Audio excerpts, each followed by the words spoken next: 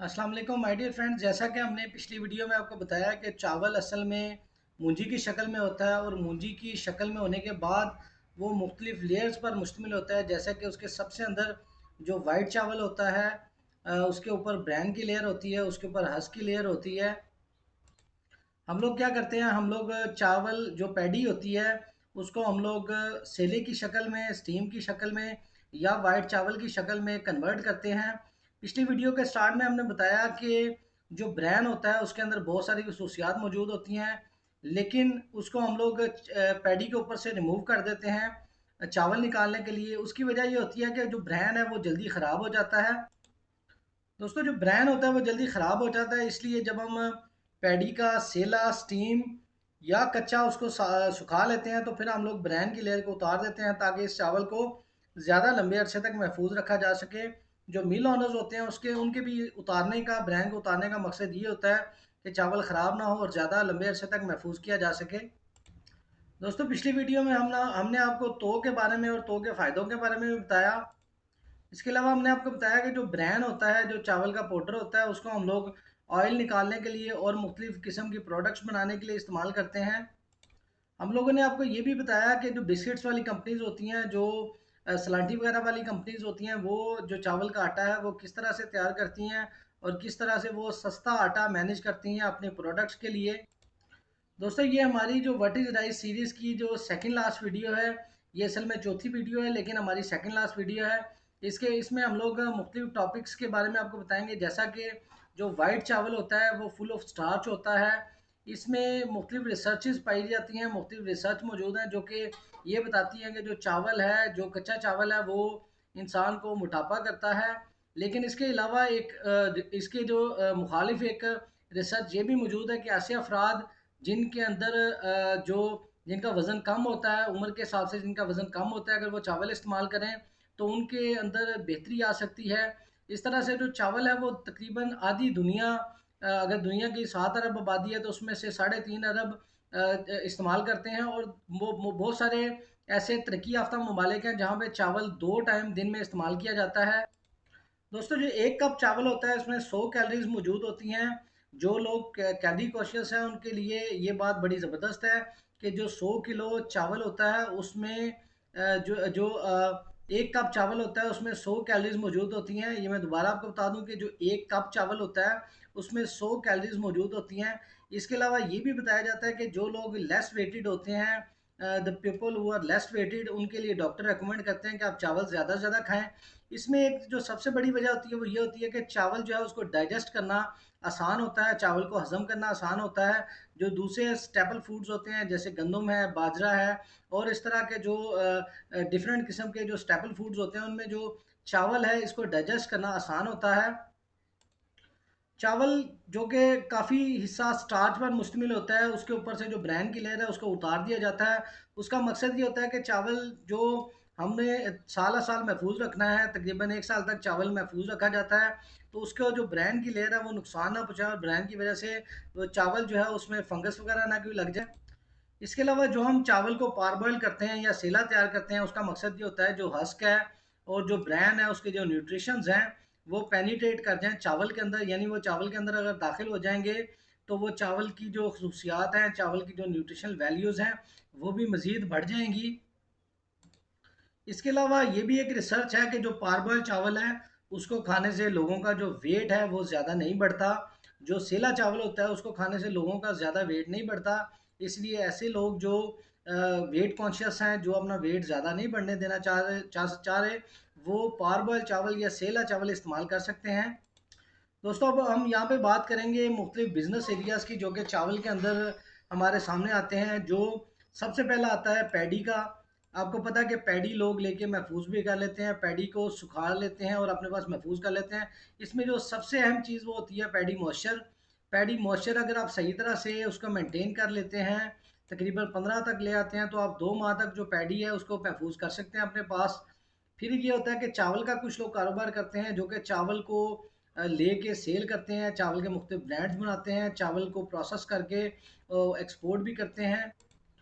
कुछ लोग रफ चावल लेते हैं, उसको प्रोसेस करते हैं प्रोसेस यूनिट पे और उससे जो साफ़ सुथरा चावल तैयार करते हैं। कुछ लोग ब्राउन चावल लेते हैं और उस ब्राउन चावल से वो वाइट चावल तैयार कर लेते हैं। इसके अलावा दोस्तों ब्रोकन राइस मार्केट में मौजूद होता है। ब्रोकन राइस बहुत ज़्यादा तादाद में खाया जाता है, बहुत ज़्यादा तादाद में एक्सपोर्ट भी किया जाता है। ख़ासतौर पर ये जो अफ्रीकी ममालिक है वहाँ पे ब्रोकन राइस बहुत ज़्यादा एक्सपोर्ट किया जाता है। ब्रोकन राइस से साफ़ सुथरा ब्रोकन राइस जो कि कलर सॉर्टेड होता है उससे जो आटा भी तैयार किया जाता है चावल का, और उसको मुख्तलिफ़ किस्म की जो प्रोडक्ट्स होती हैं उनमें भी इस्तेमाल किया जाता है। ये भी एक पूरा सेपरेट शोबा है जिसमें लोग ब्रोकन राइस लेते हैं, सेले का भी, स्टीम का भी और कच्चे का भी। और कई लोग ब्राउन चावल का ब्रोकन राइस लेते हैं, उसको वाइट में कन्वर्ट करते हैं। इस तरह से वो ब्रोकन राइस के ब्रांड्स भी बना लेते हैं और एक पूरा जो सिलसिला है वो ब्रोकन राइस का शुरू हो जाता है। इसके अलावा कुछ लोग ऐसे होते हैं जो कि राइस फ्लोर बनाते हैं, जो कि राइस का आटा बनाते हैं, चावल का आटा, जो कि मुख्तलिफ प्रोडक्ट में इस्तेमाल हो जाता है। बाकायदा आटे के ब्रांड्स भी बने होते हैं। हँस के बारे में हमने आपको बताया कि कुछ लोग हँस का काम भी करते हैं, जो तो होता है उसका काम करते हैं, इनको मुख्तलिफ मिलों में सप्लाई करते हैं। कुछ लोग ब्रांड का या पाउडर का काम करते हैं, पाउडर का काम करने वाले इसको मुख्तलिफ मिलों में सप्लाई करते हैं। इसका तेल भी तैयार किया जाता है, जबकि इसको मुख्तलिफ किस्म की खाने वाली चीज़ों में भी इस्तेमाल किया जाता है। दोस्तों राइस की जो मशीन्स हैं ये बहुत बड़ा शोबा है। असल में जो राइस की मशीन्स हैं ये बहुत अहम किरदार अदा करती हैं। आपको पता है कि चावल जो होता है असल में पैडी में वो पूरा चावल का ग्रेन होता है, लेकिन जो हमारी मशीनरी होती है वो इस चीज़ पे कि वो ज़्यादा टोटा बाजवा करती है, बाजवा चावल को ख़राब कर देती है। इसलिए जो मशीन्स है और मशीन की रिसर्च है ये बहुत ही अहम शोबा है।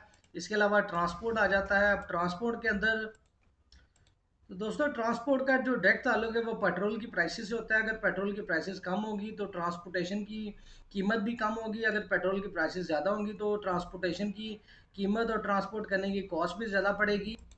इसके अलावा अगर हम एक्सपोर्ट की बात करें तो यहाँ पे प्रोसेस्ड राइस की भी बात आती है, क्योंकि प्रोसेस्ड राइस के बगैर आप एक्सपोर्ट नहीं कर सकते। शैलर क्वालिटी चावल कभी भी आपको ये गारंटी नहीं देता कि वो बिल्कुल साफ़ सुथरा होगा।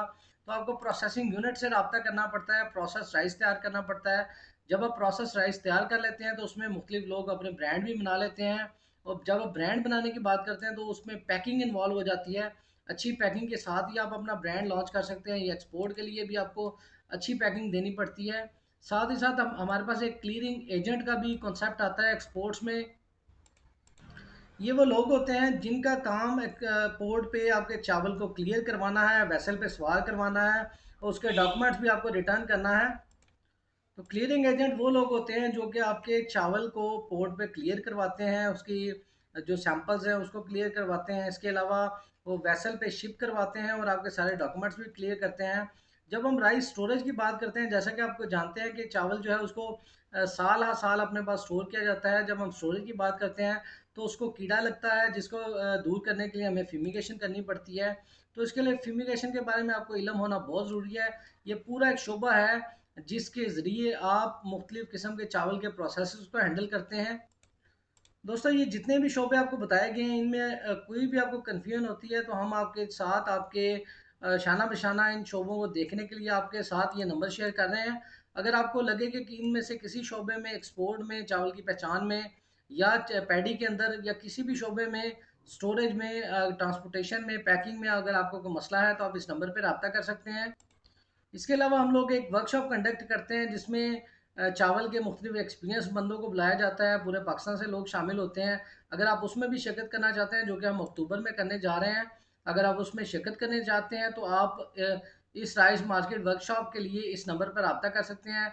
कोशिश करें व्हाट्सअप मैसेज करें, जैसे आप व्हाट्सअप मैसेज करेंगे हम रिप्लाई में आपको इस वर्कशॉप में शिरकत करने का सारा तरीका बता देंगे। दोस्तों जो हमने पिछली 3 वर्कशॉप्स कंडक्ट किए हैं राइस मार्केट की जानिब से, जो पिछली 3 वर्कशॉप्स हुई हैं उनका आप यूट्यूब पे जाके वीडियोस देख सकते हैं। राइस मार्केट वर्कशॉप लिख के आप सर्च करेंगे तो उनकी वीडियोस आपको अवेलेबल होंगी। ये नंबर आपके सामने नज़र आ रहा है, आप अपना नाम यहाँ पे इंदराज करवा सकते हैं और इसके अलावा आप आई एम इंटरेस्टेड लिख के मैसेज भी सेंड कर सकते हैं।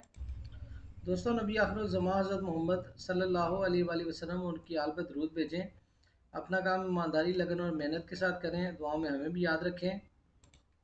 दोस्तों इस वीडियो के बारे में या चावल के बिज़नेस के बारे में, चावल के कारोबार के बारे में किसी भी किस्म का आपको मसला है तो आप इस नंबर पे व्हाट्सएप कर सकते हैं। अपना और गिरदनवा के लोगों का ख्याल रखें। अल्लाह ताला आपके हामी नासिर हों।